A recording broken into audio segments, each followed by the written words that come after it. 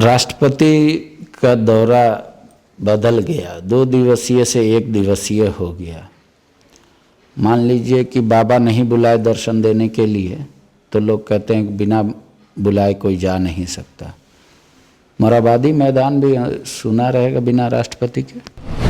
2019 वाले हेमंत सोरेन, 2022 वाले हेमंत सोरेन में कुछ डिफरेंस पार्टी महसूस कर रही है?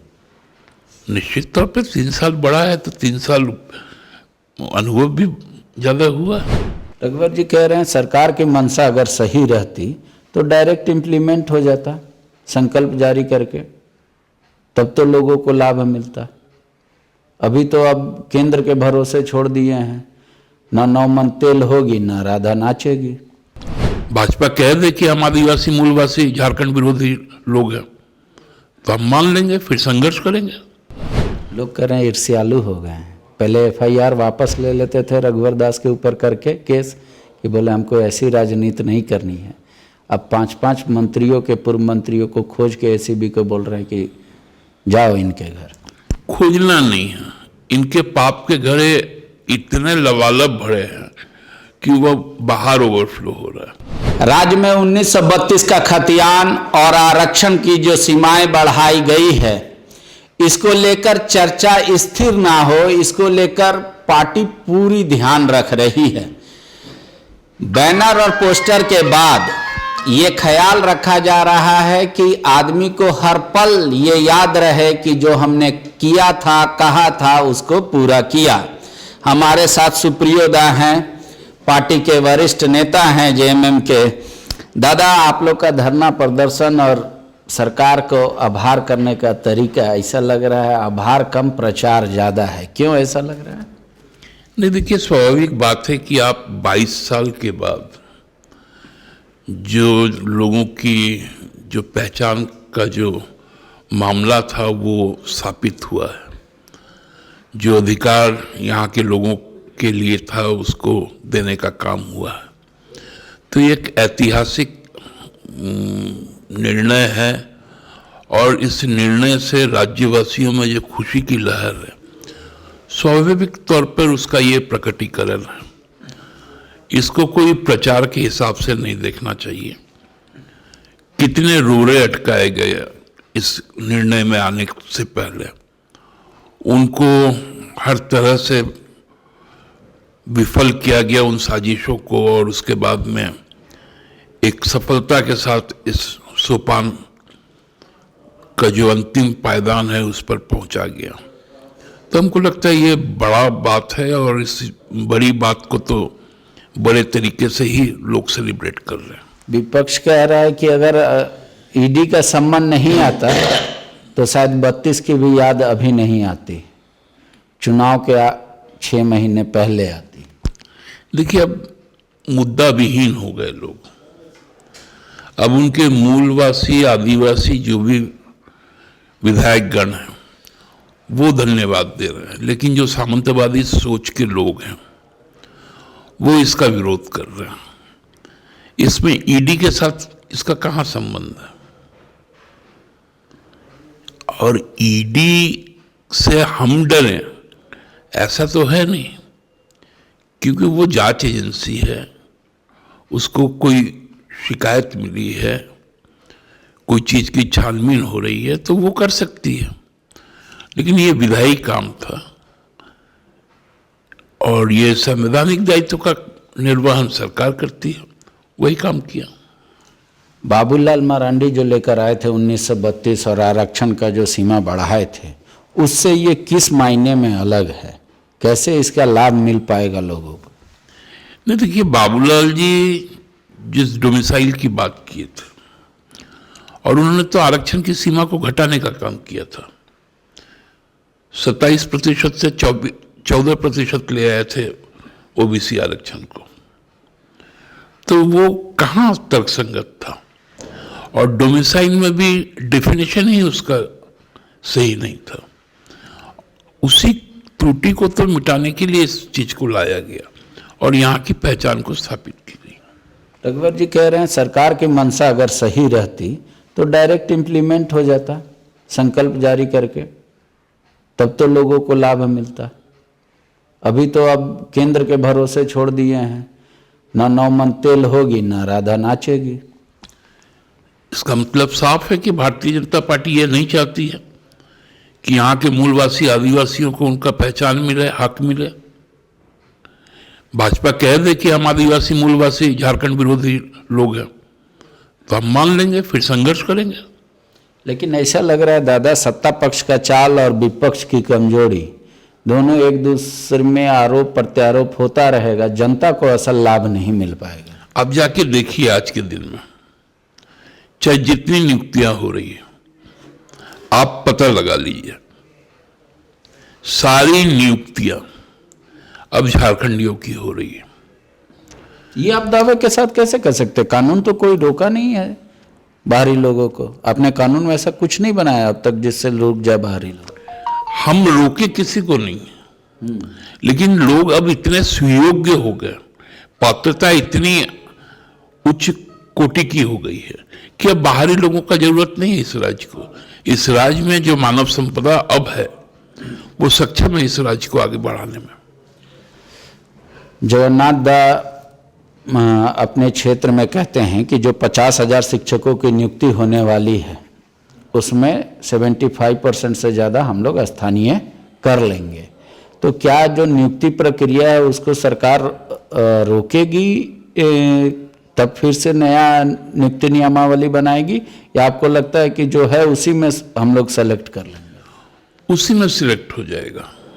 देखिए हमारे यहाँ टेट पास जो अभ्यर्थीगण हैं वो बहुत प्रतिभावान लोग हैं, और जो नियुक्ति होगी आप देखिएगा उसमें 75% यदि दादा कह रहे हैं तो मुझे तो आशा है कि लगभग 90% से ज़्यादा यहीं के लोग होंगे, क्योंकि उनकी पात्रता कहीं से भी कमजोर नहीं। तो उनका कब देखेंगे उनका आप खतियान? इंटरव्यू में? इंटरव्यू में खतियान क्यों देखना है? तो आप देखिए ना, वो खतियान के साथी तो है, तभी तो वो टेट पास किया। टेट पास में आप देखिएगा तो लगभग 90% जो बच्चे हैं वो यहीं के मूलवासी। राष्ट्रपति का दौरा बदल गया, 2 दिवसीय से 1 दिवसीय हो गया। मान लीजिए कि बाबा नहीं बुलाए दर्शन देने के लिए, तो लोग कहते हैं कि बिना बुलाए कोई जा नहीं सकता। मोराबादी मैदान भी सुना रहेगा बिना राष्ट्रपति के। बहुत अफसोस है हम लोगों को कि हमारे राज्य में 6 साल तक उनका एक गहरा रिश्ता रहा है और यहाँ के बाद वो राष्ट्रपति भवन गई तो सुनापन तो खलेगा ही। और मुझे नहीं लगता कि ये किस कारण हुआ, क्योंकि माननीय राष्ट्रपति के किसी भी कार्यक्रम पर टिप्पणी करना तो उचित है नहीं। लेकिन अत्यंत दुखद है कि हम लोग अपने अभिभावक को, जो देश के भी अभिभावक हैं, इस राज्य की अभिभावक रही हैं, उनको सुनने से वंचित रहेंगे। 2019 वाले हेमंत सोरेन, 2022 वाले हेमंत सोरेन में कुछ डिफरेंस पार्टी महसूस कर रही है? निश्चित तौर पे 3 साल बड़ा है तो 3 साल अनुभव भी ज़्यादा हुआ है। लोग कह रहे हैं ईर्ष्यालु हो गए हैं। पहले FIR वापस ले लेते थे रघुवर दास के ऊपर करके केस, कि बोले हमको ऐसी राजनीति नहीं करनी है। अब 5-5 मंत्रियों के, पूर्व मंत्रियों को खोज के ACB को बोल रहे हैं कि जाओ इनके घर। खोजना नहीं है, इनके पाप के घड़े इतने लबालब भरे हैं कि वह बाहर ओवरफ्लो हो रहा है। तो पाप है तो उसकी तो जांच होगी। बीजेपी कह रही है 3 साल में कुछ नहीं मिला, अब ऐसा क्या है जो मिल गया सरकार को? यही तो मामला है कि यदि विद्वेष रहता तो 3 साल पूर्व ही हो जाता। ये निश्चित तौर पे जो चीज़ें सामने आई है जांच पड़ताल में, उसके बाद इस निष्कर्ष पे पहुंचा गया है कि उन पर अब जांच को तेज की जाए। पार्टी अपने स्तर से सब कुछ सोच रही होगी। पार्टी ने विधायक दल का नेता बनाया हेमंत जी को, पार्टी झंझटों को सम्मान को, अपमान को सब सिर माथे पे लेकर चल रही है। तो पार्टी ने कुछ सोच रखा है कि आगे ऐसा हुआ तो हम ऐसा करेंगे, ऐसा हुआ तो हम ऐसा करेंगे, कुछ सोचा है, या पार्टी इत्मीनान है कि जब चुनाव आएगा तब देखेंगे? जब जैसा होगा तब वैसा होगा, इसलिए हम जैसा वैसा में नहीं, हम लोग संघर्ष के दौर से गुजरे हैं और संघर्ष ही रास्ता तय करता है।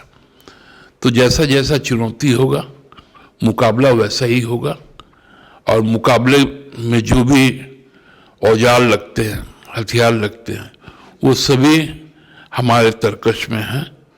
जब जरूरत पड़ेगा वैसा तीर चलेगा।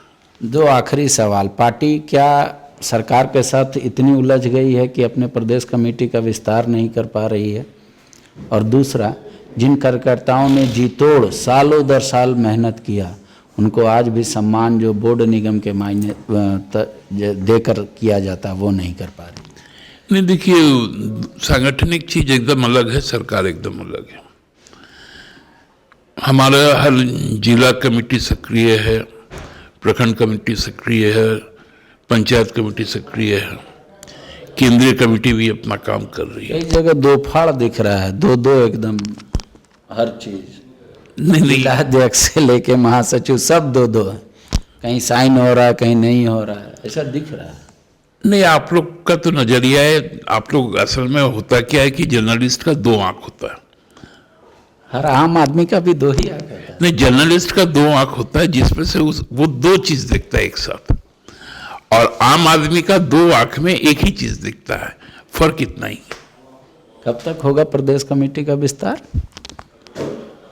अब हम कुछ पत्रकारों को खोज रहे हैं जिनको अपने साथ एक साथ करके आत्मसात करते हुए कमेटी को बना पाएंगे, उसी का इंतजार कर रहे हैं। आपके तो पत्रकार से रिश्ते सब हमेशा अच्छे रहे हैं, और अभी तो सुनने में आ रहा प्रगाढ़ हैं रिश्ते, फिर भी नहीं मिल पा रहे हैं। नहीं, प्रगाढ़ रिश्ता व्यक्तिगत है, लेकिन राजनीतिक रिश्ता थोड़ा सा अभी भी तलखी जरूर होगा, क्योंकि इसमें कोई बुरी बात नहीं है, बुरी मानने वाली बात भी नहीं है। जिस प्रकार से राष्ट्रीय मीडिया एक तरफा चीज़ों को चला रही है, ये तो कुछ आप लोग जैसे जर्नलिस्ट है जो स्वतंत्र पत्रकारिता कर रहे हैं, कि पत्रकारिता अभी तक बची हुई है, इसलिए थोड़ा समय लग रहा है हम लोग को शॉर्टलिस्ट करने में। शुक्रिया। दादा के तर्कस में हर वो तीर है जिसका युद्ध में काम पड़ेगा। पार्टी कह रही है ऐसा कुछ भी औजार नहीं है जो हमारे पास नहीं है, लेकिन समय के साथ परिस्थिति अनुसार वो फैसला लिया जाएगा, लिहाजा अधीर ना हो। लेकिन 16 और 17 नवंबर को पार्टी का जो धरना प्रदर्शन और आभार प्रकट है, उसमें जुबान नेताओं की क्या कहेंगे वो देखने वाली बात होगी। शुक्रिया। विवेकानंद विद्या मंदिर स्कूल एक CBSE affiliated English medium coed school है। हम शिक्षा के साथ संस्कार देते हैं। thefollowup.in. Like, share, and subscribe. www.thefollowup.in